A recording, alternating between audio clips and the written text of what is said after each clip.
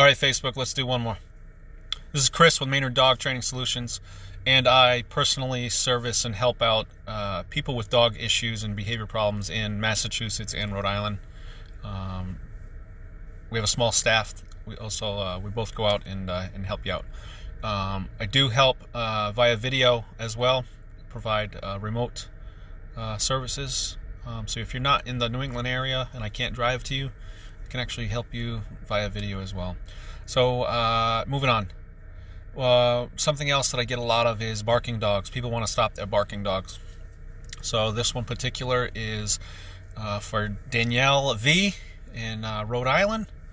And she says that her dogs are playing together or doing their thing together, and one of their dogs is incessantly barking like crazy, and she wants to stop it. So the first part of that is barking is part of normal life with dogs, and of course sometimes it can get out of hand and we don't want to deal with it. If we can give them an outlet for it, meaning let them outside perhaps, let them go play and bark outside at each other, that sort of thing, then great, because they actually need it as part of their enrichment as well.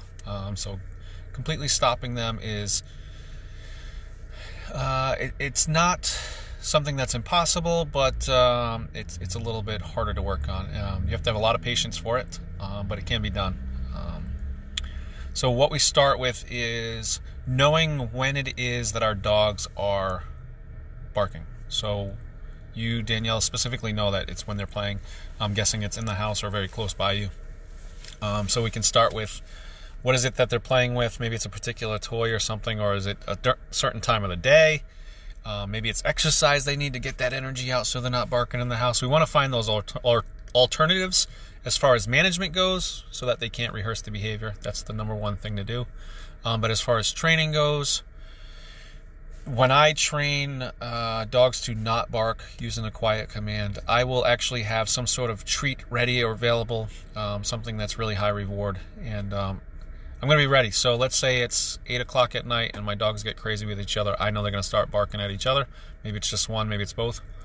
I'm going to have my treats ready. I'm going to get them ready to disperse. And what I'm going to do is wait for my dogs to bark, or whichever one it is if we're just working with one. The dog's going to bark, and at some point, the dog is going to let off the gas pedal a little bit on the barking.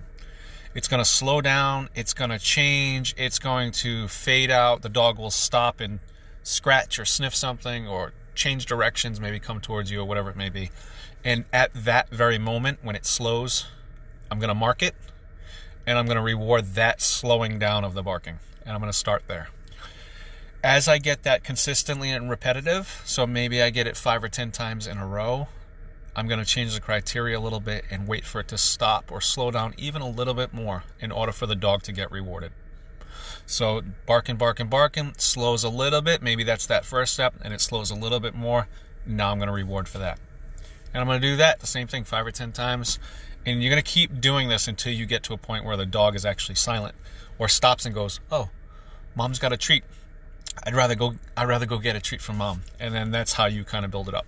So what happens there is, once I get it to the point that is acceptable, meaning they actually silent, stopped, mouth is closed, maybe it's 3 or 5 seconds, then I'm going to start giving it a name.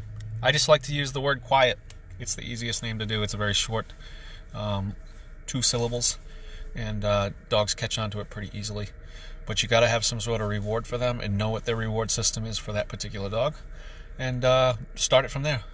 So Danielle from Rhode Island, I hope this helps you out a little bit and gives you a good starting point. If you want, reach out to me a little bit more. You can send me a message and I can help you out.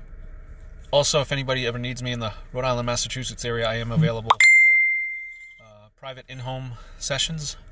We also provide group training at several locations as well. So again, this is Chris, Maynard Dog Training Solutions. I'll talk to you later.